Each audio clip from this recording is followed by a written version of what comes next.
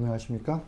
대한변호사협회 인증 부동산 건설 전문 로펌 법무법인 기성의 대표 변호사 박보준입니다. 오늘은 안타깝게도 전세 사기 사건이 상담이 오셨고 그냥 사건 수임을 할 것 같아요.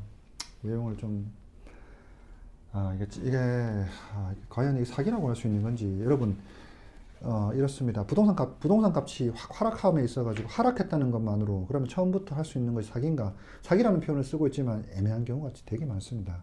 그러니까 이 케이스도 제가 전세 피해를 이제 앞으로 그냥 전세 사기 유형이라고 제가 말씀드리면서 설명을 해드리겠습니다. 그러니까 과연 이게 사기가 됐는지 여부에 대해서는 별개의 문제고, 그러면 사기가 안 됐을 경우에 어떻게 되는지 이런 걸 설명 좀 해드리겠습니다. 부산 동래구 안락동에 위치한 오피스텔이에요. 24세대로 구성되어 있는 오피스텔인데 저희 이 오피스텔은 2017년 12월에 준공이 났어요. 준공이 나고 우리 의뢰인께서는 2020년 1월 20일 날 1월 20일쯤에 임대차 계약을 체결하셨죠. 근데 등기부등본을 앞으로 여러분 진짜로 부동산 전세 계약 체결하실 때는 등기부등본 잘 보셔야 돼요. 등기부등본 떼보면 전체, 그러니까 부동산 한 채로 된 게 아니라 전체로 돼 있고 그 전체에 대해서 근저당이 설정되어 있어요. 근저당 금액은 맥스 금액은 23억으로 되어 있더라고요. 그래서 이제 우리 의뢰인께서는 이거 뭐 내가 이거 지금 이분께서 주신 이제 보증금이 1억 2천인데 전체가 23, 4억 정도 돼 있으니까 23억 날라가고 세대당 그래도 이 정도 건물이니까 한 2억은 되겠지라고 생각을 하셔가지고 들어가셨다고 하셨어요.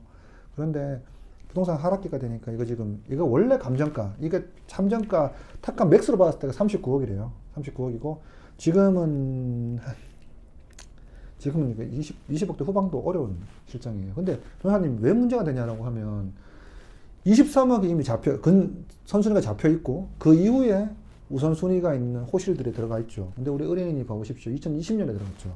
그러니까 본인이 1억 2천이나 주고 들어갔는데 그 앞에 이미 여러 명의 우선순위권자가 있어요.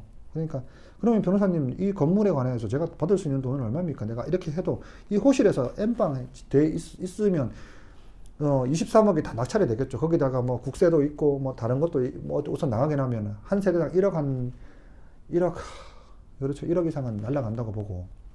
근데 문제는 이 경락가가 7억, 25억 이렇게 나가 떨어졌으면 본인 받을 수 있는 게 없어요. 그리고 본인보다 선순위 있는 그 전세 오피스텔도 있다 보니까 받을 수 있는 확률이 거의 없다고 안타깝지만 볼 수 있습니다. 근데 변호사님 이런 안타까운 이야기를 하면서 이건 사기인가요? 라고 물어보시는 분, 사기로 고소해야 되는 거 아닌가요? 라고 물어보시는 분 있는데 잘 모르겠어요. 뭐 변호사인데 이런 말씀 드리면 참 저도 민망하고 설명드리는 저도 지금 이 시간에 안 된다는 사실을 얘기한 게 참 우습긴 한데, 왜냐하면 이게 올라갈 수도 있고 내려갈 수도 있어요. 부동산이라는 게 그렇잖아요. 내가 처음에 부동산 가입 계약 체결하실 때는 아마 2020년인 것 같고 탁감할 때가 39억이었으니까 이 당시에는 한 40몇 억까지 갈 수도 있으니까 충분히 이 돈을 줄 수 있지 않겠냐라고 생각할 수도 있어서 과연 기망이냐 잘 모르겠어요. 세모예요. 그럼 변호사님 이거 어떻게 이 돈 어떻게 받아요? 라고 저한테 물어보셔서 받을 길이 있죠. 어떻게 하냐면 모든 부동산 전세 계약서 작성할 때는 우리가 뭘 끼죠? 중개인을 끼죠. 중개인을 끼는데 중개인한테 보면 중개 설명 의무가 있어요. 그래서 중개물 설명서를 보내주거든요.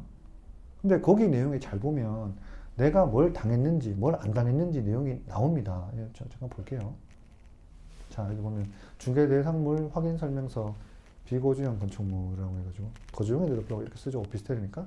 자, 여기 보시면 8번에 여기 여러분이 항상 체크하셔야 될 부분이 이겁니다. 8번에 실제 권리관계 또는 공시되지 않은 물건의 권리사항이라 가지고 공동으로 되어 있는, 여기 보시면 공동으로 되어 있잖아요. 공동으로 되어 있는 건물에서 공동담보가 되어 있는 건물에는 얼마가 되어 있고 거기 앞에는 전세권이 얼마가 되어 있기 때문에 당신한테 문제가 발생할 수 있다는 점을 설명해야 되는데 8번 보세요. 실제 권리관계 또는 공시되지 않은 물건의 권리사항이라고 해서 해당이 없다고 되어 있죠. 왜? 그래야지 안심되고 앞에 네 근저당권만 보면 네 거 받을 수 있다. 이거 한 개 2억 얼마인데 짜갈라 본데 1억밖에 안 되니까 너 1억 제끼고 난 다음에 너 거 줄 수 있다는 식으로 얘기하겠죠. 근데 아니라는 거예요. 왜?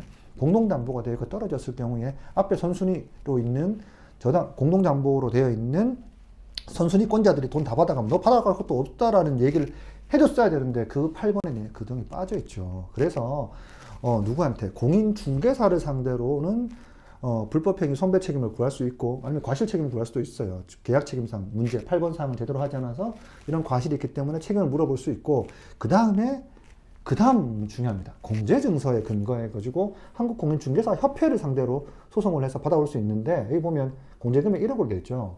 공제기간도 돼 있어요. 자, 근데 여기서 핵심입니다, 여러분. 변호사님 그러면 1억이니까 제 거는 1억 2천이니까 1억까지 받을 수 있겠네요? 안 됩니다. 무슨 얘기냐면 이거 공제금액이 이 사람이 갖고 있는 것 중에서 사고 난 거 요 범위 내에서 다 해주겠다. 그러니까 곶감 빼먹는 거예요. 제일 먼저 하는 사람이 곧바로 다 빼먹을 수 있는 겁니다. 이해되셨습니까? 즉 공제증서에서 내가 이 사람이 여러 개 사고를 쳤는데 먼저 사람이 공제증서 근거해가지고 여기에 근거해서 공제금액을 받아가면 나머지 사람 영원이에요. 선착순이라는 말씀 드리는 겁니다. 이해되셨죠? 자, 공제증서가 있기 때문에 못 받지 않을 겁니다. 제가 여러분의 같이 힘이 돼 드릴 테니 혹시 이런 일이 발생하셨으면 저희 법무법인 기성에 연락 주시면 제가 최대한 여러분의 권리를 찾아드리겠습니다. 오늘 이상입니다.